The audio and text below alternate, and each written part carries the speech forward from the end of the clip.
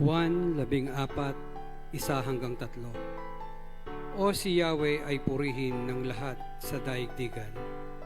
Purihin ang lakas niya at kanyang kaluwalhatian. Ang pagpuri ay iukol sa pangalan niyang banal. Dumulog sa kanyang templo't maghandog ng mga alay. Kung si Yahweh ay dumating sa likas niyang kabanalan, humarap na nanginginig ang lahat sa sanlibutan. Tayo po'y magpatuloy sa ating pagmumuni-muni sa harapan ng ating Panginoon.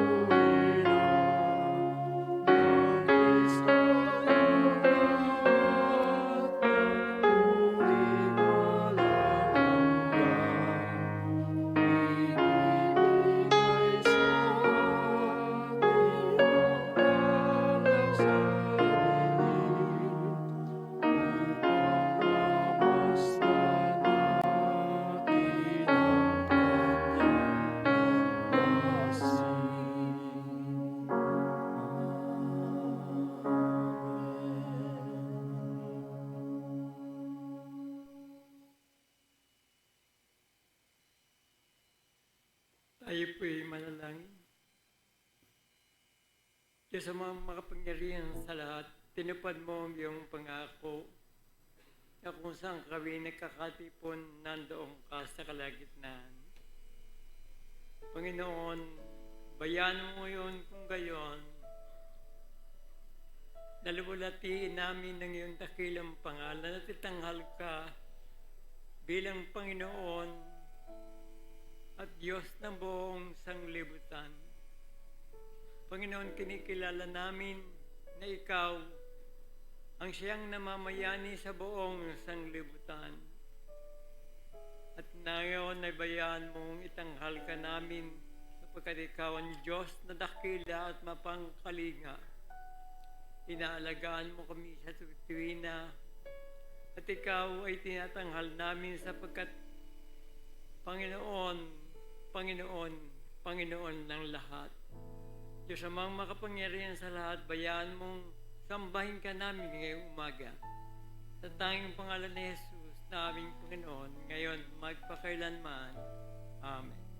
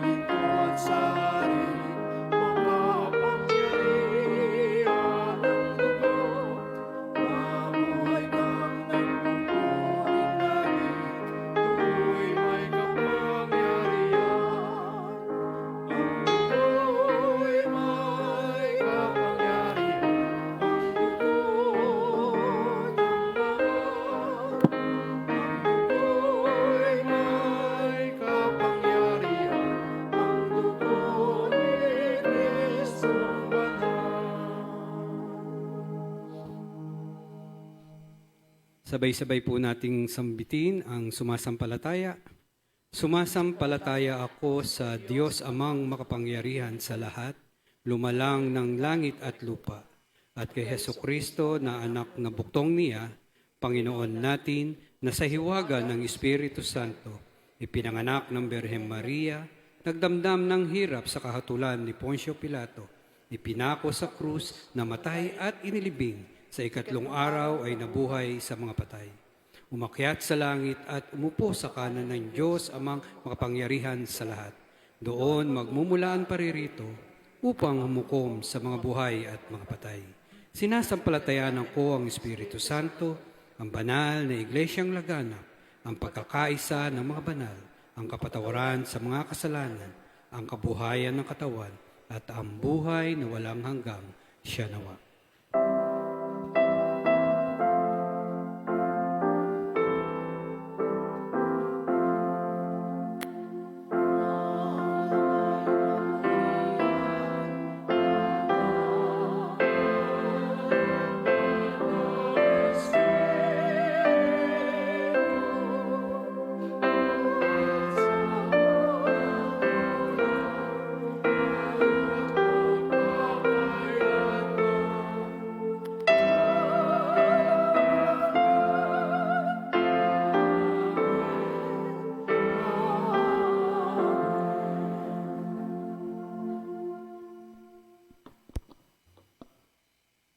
Ayan, isang mapagpalang umaga po sa ating lahat. Ayan, handa na po ba tayong umawit at magpuri sa ating Lord? Amen. Tayo pong lahat ay umawit ng buong kagalakan sa ating mga puso. Tayo pong lahat ay umawit.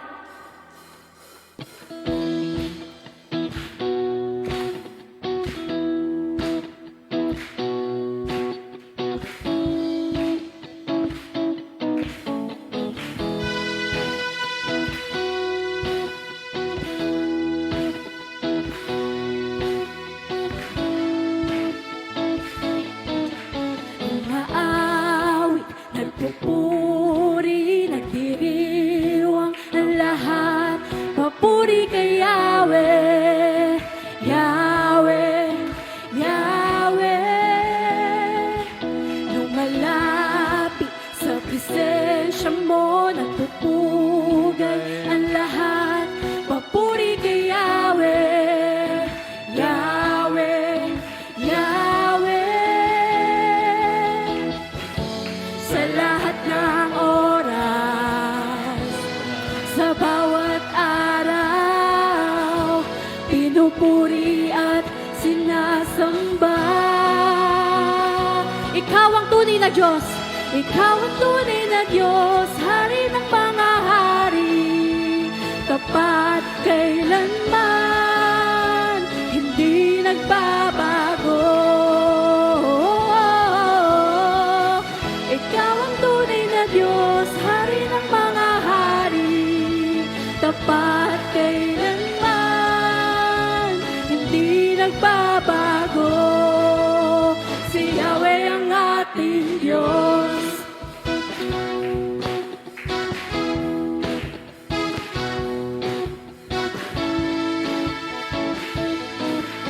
Umaawit, nagpupuri, nagdiriwang ang lahat. Papuri kay Yahweh, Yahweh, Yahweh. Lumalapit sa presensya mo, nagpupugay ang lahat. Papuri kay Yahweh, Yahweh, Yahweh. Sa lahat ng oras, sa bawat araw, pinupuri at sinasamba. Tayo pong lahat ay umawit. Ikaw ang tunay na Diyos, hari ng mga hari, tapat kailanman, hindi magbabago. Ikaw ang tunay na Diyos, hari ng mga hari, tapat kailanman, hindi magbabago. Si Yahweh ang ating Diyos. Tayong lahat ay pumalakpak para sa ating Diyos.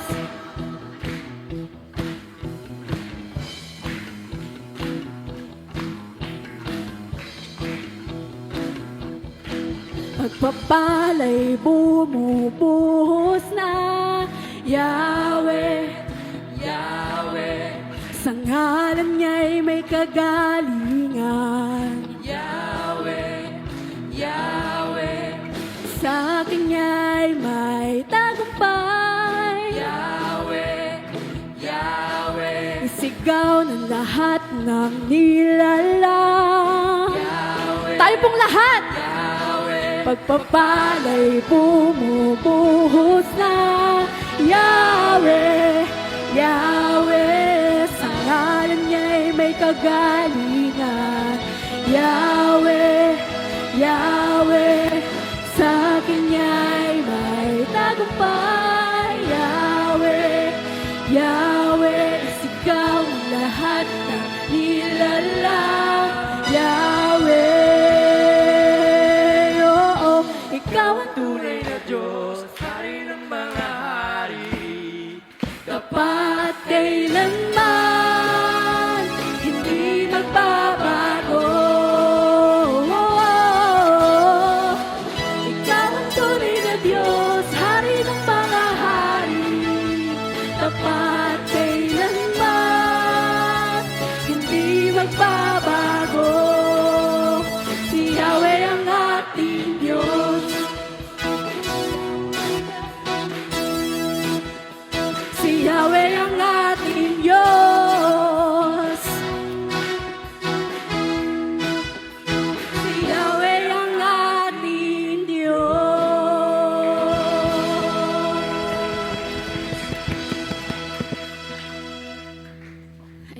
tayo pong lahat ay patuloy na umawit at magpuri sa ating Lord. Damihin natin ang presensya ng ating Lord at tayo'y lumapit sa Kanyang harapan. Dahil ang ating Diyos ay ang tunay na Diyos. Siya ay tapat at dakila sa ating mga buhay. At kailanman hindi siya magbabago. Kahapon, ngayon, bukas, at sa kailanman. At hindi siya magbabago kaya ang ating Diyos ay nararapat lang na papurihan natin sa ating mga buhay. Tayo pong lahat ay umawit.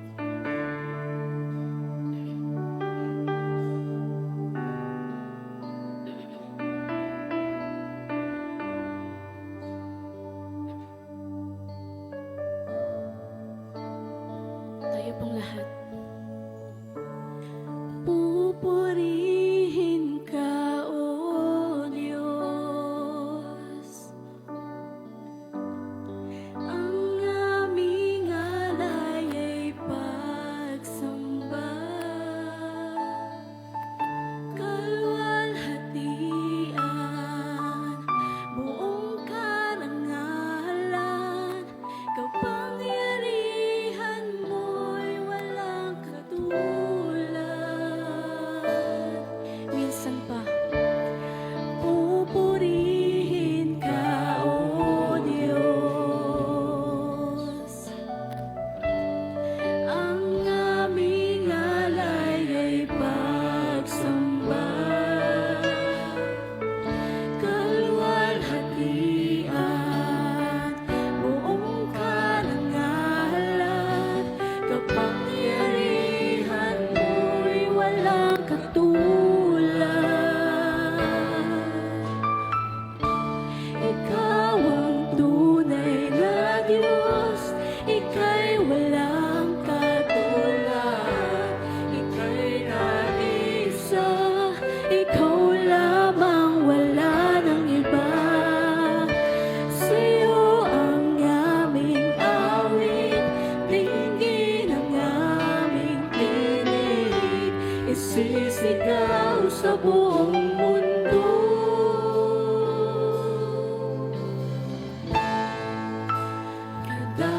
Kadakilaan mo.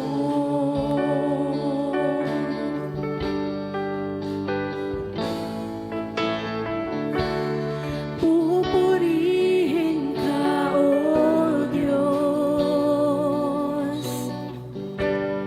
Ang aming alay ay pagsamba.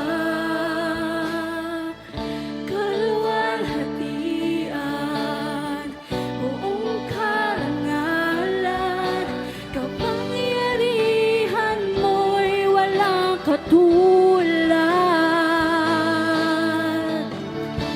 Ikaw ang tunay na Diyos, ika'y walang katulad. Ika'y nag-isa, ikaw lamang, wala nang iba. Sa'yo ang aming awit, dinggin ang aming tinig, isisigaw sa buong mundo. Ikaw ang tunay na Diyos, ika'y walang katulad. Ika'y nag-isa, ikaw lamang, wala nang iba. Sa'yo ang aming awit, dinggin ang aming tinig, isisigaw sa buong mundo. Sa huling pagkakataon pa ito lahat, ikaw ang tunay na Diyos, ika'y walang katulad. Ika'y nag-isa, ikaw lamang, wala nang iba. Sa'yo ang aming awit, dinggin ang aming tinig, isisigaw sa buong mundo.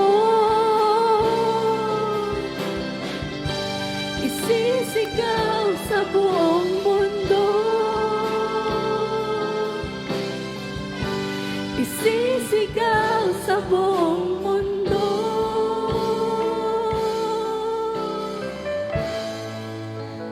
Kadakilaan mo, kadakilaan mo,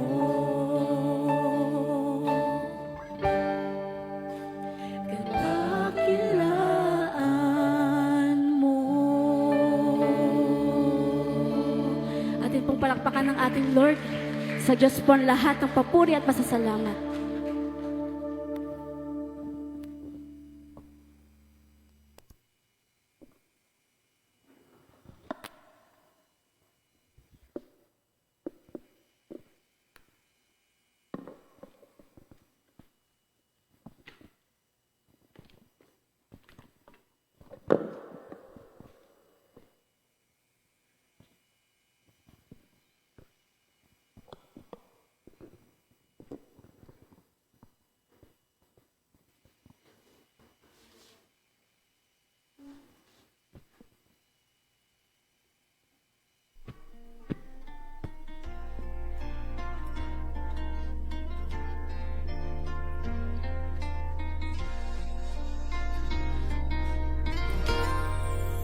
Lord, I come to you.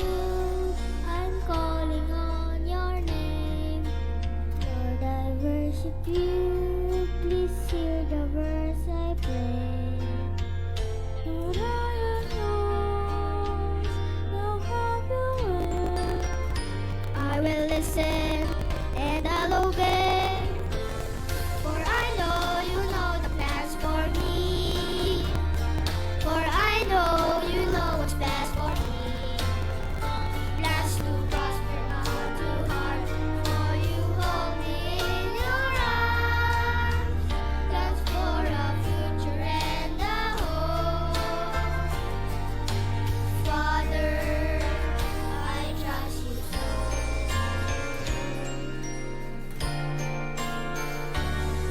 You thought of me before you formed the heavens. The marvelous deed for my life. So come dwell within me, make my heart your home, and may you have my me what you desire. For I know you know the best for me. For I know you know what's best for me. Plans to prosper, not to harm. For you hold me in your arms.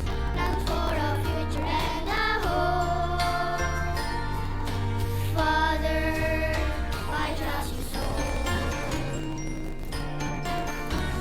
You thought of me before you formed the heavens. With a marvelous dream for my life. So come and dwell within me, make my heart your home, and may your heart by me what you decide.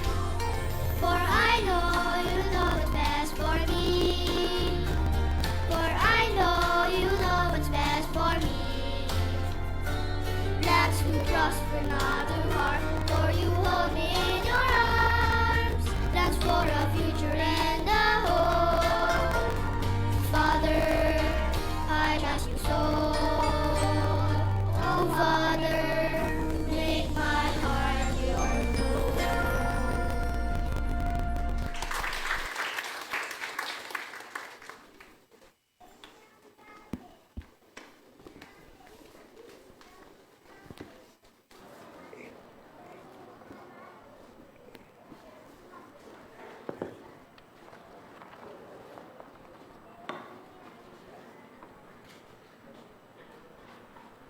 Mapagpala po sa ating lahat.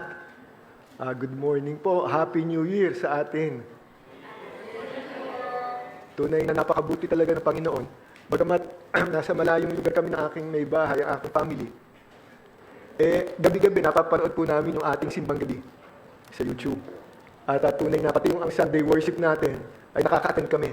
Kahit na pala kami talaga nasa ibang lugar, ay talagang nandoon ang ating pagsamba, pagdakila sa ating Panginoon. Ngayon pong umagang ito ay napakahalaga ng ating pag-aaralan.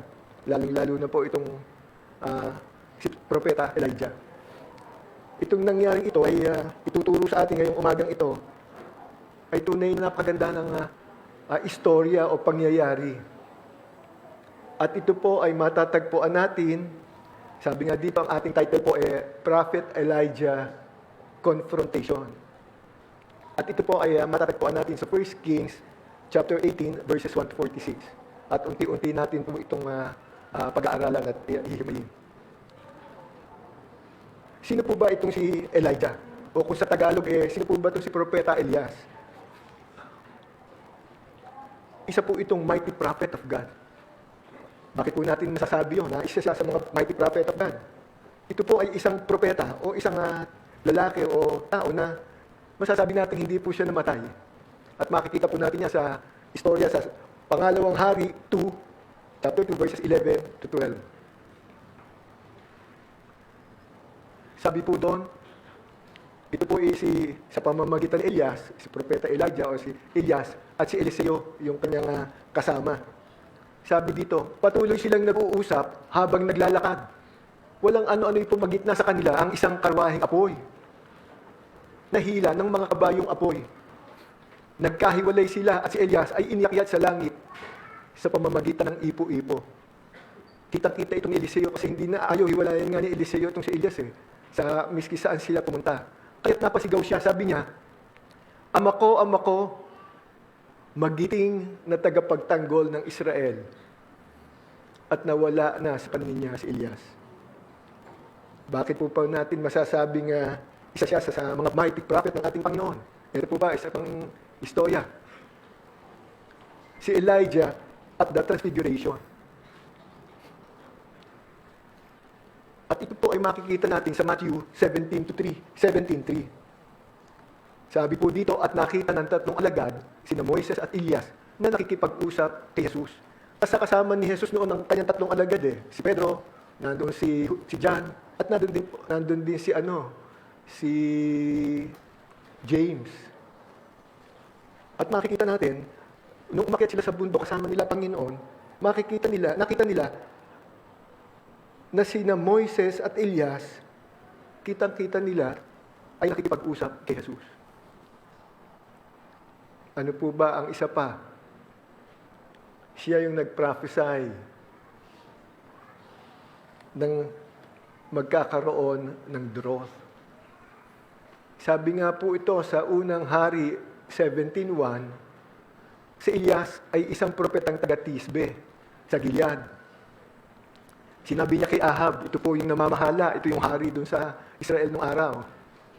Saksi si Yahweh, ang buhay na Diyos ng Israel, na aking pinaglilingkuran, hindi uulan ni hindi magkakahamog sa mga darating na taon, hanggat hindi ko sinasabi. Biruin niyo, sabihin ni Elias ang mga bagay na ito sa harap mismo ng namumuno o hari ng Israel noong panahon na yon. At makikita naman po natin itong istorya ni Ahab at ang kanyang asawa na si Jezebel. Ito po hindi lang po ito tumalikod na sa Diyos o kay Yahweh.